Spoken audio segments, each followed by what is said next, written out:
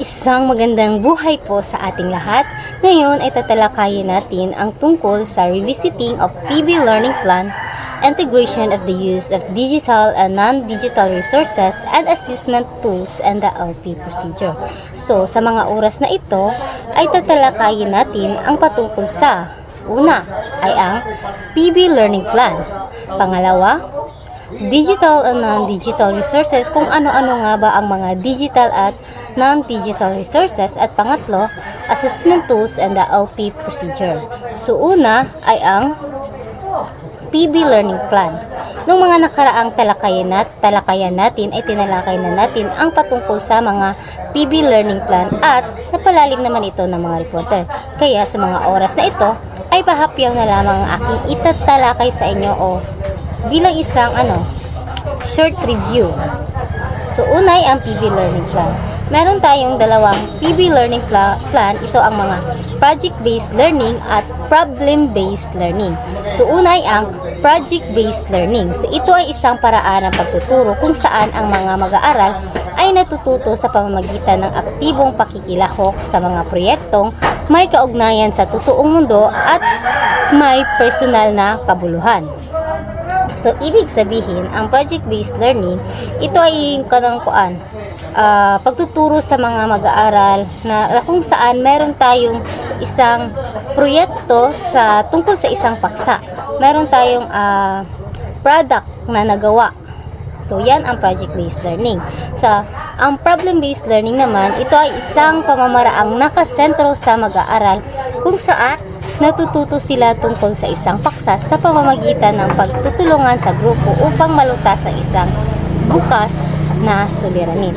So, ibig sabihin, sa problem-based learning, ay tinutukoy dito ay nilulutas natin ang isang problema, pero hindi siya kailangan ng physical na output. So, sa problem-based learning, nilulutas natin ang isang problema sa ating pamayanan or sa ating country. So, ang pagkakatulad ng project-based learning at problem-based learning, pareho silang nakatuon sa mga aktibong pagkatuto at sa paggamit ng tunay na sitwasyon sa pag-aaral. So, sa pamamagitan ng mga PB learning ay nagkakaroon tayo ng kolaborasyon sa ating kapwa. So ngayon ay dadako naman tayo sa digital and non-digital resources. Una ay ang digital resources. So ano nga ba ang digital resources? So ito ay tumutukoy sa mga aplikasyon or apps, software, programa o mga website na nagpapalahok sa mga mag-aaral sa mga gawaing pampagkatuto at sumusuporta sa kanilang mga layunin sa pagkatuto. So, ibig sabihin, ang digital resources, ito ay mga kagamitang pang-elektroniko o online na ginagamit natin sa pag-aaral. So, ginagamit natin ito para mas maging interactive at mas madali ang pagkatuto natin gamit ang mga makabagong o gamit ang mga teknolohiya ngayon. So, ito ang mga ilan na halimbawa ng mga digital resources. Unay ang Learning Management System o LMS. So, ang mga Learning Management System o LMS, ito ay isang mga online platform na kung saan pwedeng mag-upload ang mga guro ng mga lesson nila o activity na ipapagawa nila sa mga mag-aaral. So, halimbawa na lang dito ay ang mga Google Classroom.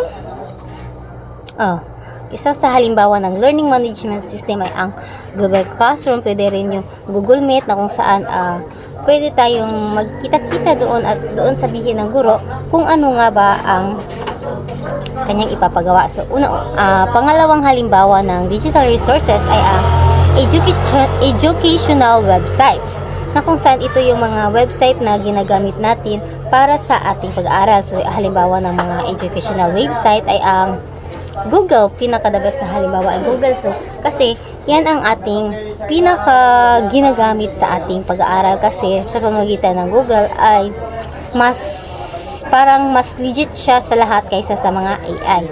So, pangatlo ay ang mobile application, mga apps na sa ating mga cellphone gaya na lamang ng Facebook, O, 'di ba?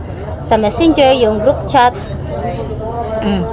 So, sa pamamagitan ng group chat ay nakapagbibigay ang guro ng mga or nakakapag-connecta tayo sa kanila. So, mga pang-apat ay e-books at online journals, multimedia materials at online collaboration tools. Yan ang mga halimbawa ng digital resources. Meron tayong 4 na uri ng digital resources. Una na rito ay ang simulation and model. So, ito ay karaniwang may mga interaktibong kontrol at gawain kung saan maaaring baguhin ng mga mag-aaral ang ilang parametro sa isang tiyak na modelo at makikita agad ang mga pagbabago sa resulta sa aktual na oras. So, ito ay mga programa o virtual na activities na ginagaya ang tunay na sitwasyon para mas madali nating maunawaan ang isang konsepto. Pangalawa ay ang graphics and animation. So, ang graphic at animation, ito ang mga video at grapiko ay may mataas na potensyal sa pagbabahagi na nagpapahintulot na maiparating ang kaalaman sa mas malawak na madla. So, ito naman ay mga larawan o video o mga galaw ng visual na nagpapaliwanag sa aralin sa mas malinaw na paraan. So, mga halimbawa ng mga graphics and animation yung YouTube, na kung saan mag-search lamang tayo sa YouTube ay makakita na tayo ng mga online discussions. So, sa pamamagitan ng pagtingin natin ng mga video ay mas napapalawak ang ating kaalaman. So, isa pang uri ng digital resources ay ang quizzes and games. So, ito ang mga interaktibong pagsusulit ay maaaring maging makabagong paraan upang subukin ang kaalaman ng mga mag-aral at maaari rin itong baguhin batay sa sitwasyon at layuning nais makamit. So, ang quizzes ito ang mga interactive activities na masayang paraan para matuto at masukat ang kaalaman. So, halimbawa ng mga quizzes and games sa mga online gaya na lamang ng Kahoot, na kung saan makapaggawa tayo ng mga quiz gamit ang online. So, at mayroon pang mga iba. Pang-apat na uri ng digital resources ay ang e-books and e-notes. So, madaling ibahagi at maaring ma-access halos saan man na nagbibigay daan sa mga mag-aaral na manatiling konektado sa paksa ng kanilang pag-aaral. So, ito yung mga digital na aklat at notes na maaari nating basahin kahit saan gamit lamang ang ating cellphone o mga computer. So, yun ang mga 4 na uri ng digital resources. Unay ang simulation and models, graphic and animation, quizzes and games, at saka e-books and e-notes. Ngayon, ay dadako naman tayo sa non-digital resources. So, ano nga ba ang non-digital resources? Ito ay tumutukoy sa mga materyales na tradisyonal na ginagamit ng mga guro sa pagtuturo sa kanilang mga mag-aaral, mga pisikal o nahawak ang kagamitan na hindi nasa elektronikong hanya. So, ibig sabihin, ang non-digital resources, ito yung mga tradisyonal na kagamitan na hindi gumagamit ng elektronikong kagamitan.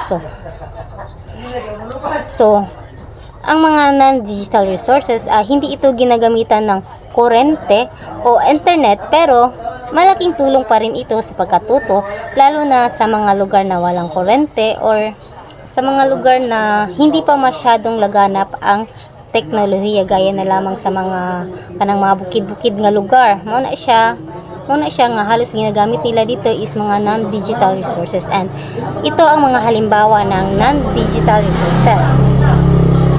Ito ang yung mga aklat na kung saan kagaya na lang noon ay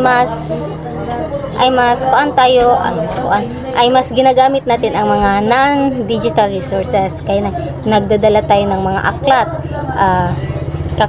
Kukopyahin natin yung mga nakasulat sa aklat doon pa sa ating notebook, hindi kagaya ngayon na picturean na lang natin. Sa pangalawa ay ang pisara, blackboard o whiteboard, mga poster at chart, mga flashcard, mga modelo o realia, at mga papel at manual na gawain. So, yan ang mga halimbawa ng non-digital resources. Yung mga traditional na kagamitan na hindi ginagamitan ng elektronikong kagamitan. Pangatlo ay dadako naman tayo sa assessment tools and the LP procedure. Ito ay tumutukoy sa mga kasangkapan at teknik na ginagamit upang sukatin ang kaalaman at kasanayan ng mga mag-aaral sa partikular na asignatura at matukoy ang kanilang pag-unlad sa pagkatuto. So, ang assessment tools sa lesson plan o LP ay mga instrumentong ginagamit ng guro para masukat ang kaalaman ng kanyang estudyante kung may natutunan ba ito o wala. So, kasama na dito ang mga kagaya ng nagpapagawa ang guro ng quiz. Kung magpa-roleplay ay meron silang rubrics, checklists of performance. So, yung mga assessment tools na ginagamit sa LP para masukat ng guro ang kaalaman ng kanyang estudyante. So, ito pa. Maaaring magkaroon ito ng iba't ibang anyo tulad ng pagsusulit, maikling pagsusulit, proyekto, portfolio, observation, at iba pa.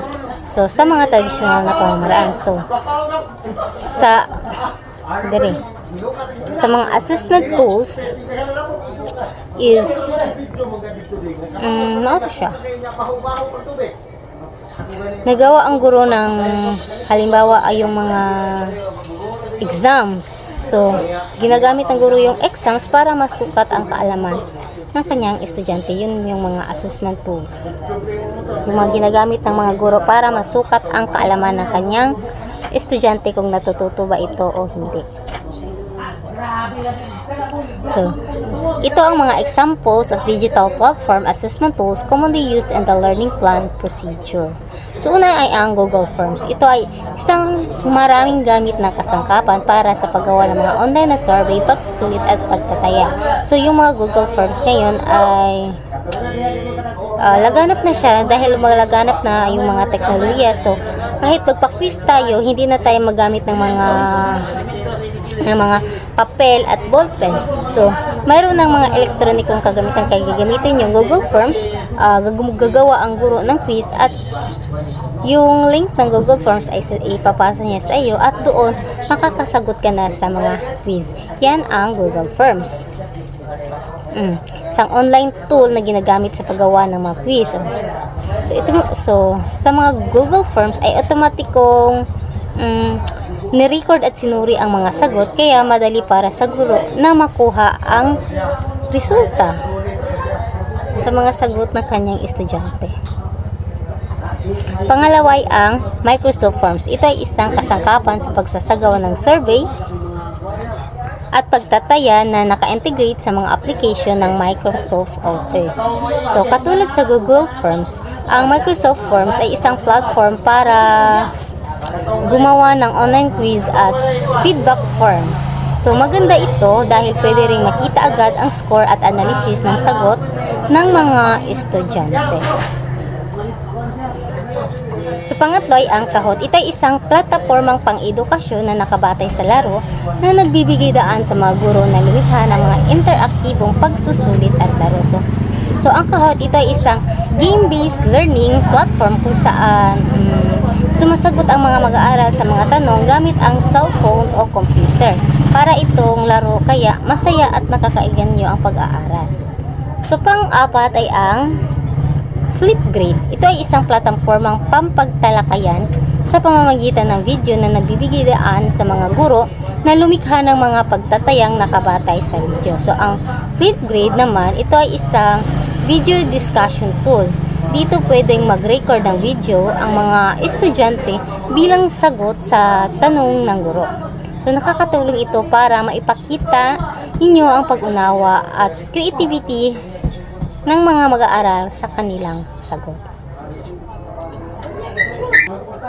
So bilang konklusyon, ang integrasyon ng digital at non-digital resources na materyales at pagtataya sa PB Learning Plan ay nakatutulong upang maging mas epektibo, makabago at interaktibo ang proseso ng pagtuturo at pagtututo. So yun lamang po ang aking tinalakay sa oras na ito at sana'y may natutunan na ito kayo sa oras na ito. Muli ako si Binibining Christine May Wahid. Maraming salamat.